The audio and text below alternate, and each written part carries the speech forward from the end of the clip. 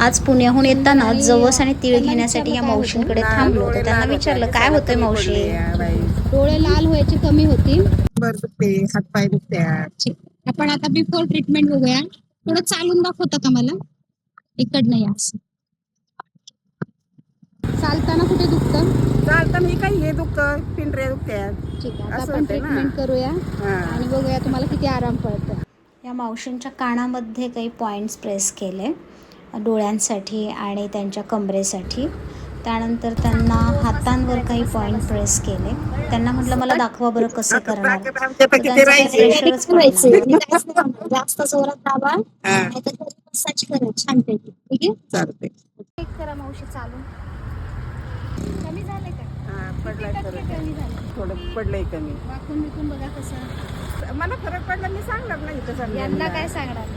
मला फरक पडलाय. तुम्ही पण ट्रीटमेंट घ्या. डोळ्यांची फडफड असो किंवा डोळे वारंवार लाल होणे असो, आपल्या थेरपीमध्ये ते चांगले बरे होतात. त्याचबरोबर मावशींना ॲक्युप्रेशर बॉल दिला आणि तेल दिलं गौरांगी हॉलिस्टिक हेल्थकडून आणि त्यांना ते पॉईंट कसे प्रेस करायचे तेही सांगितलं. तोपर्यंत मावशीने बाकीच्या महिलांना सुद्धा गोळा केला आणि मला खूप आशीर्वाद दिले. धन्यवाद.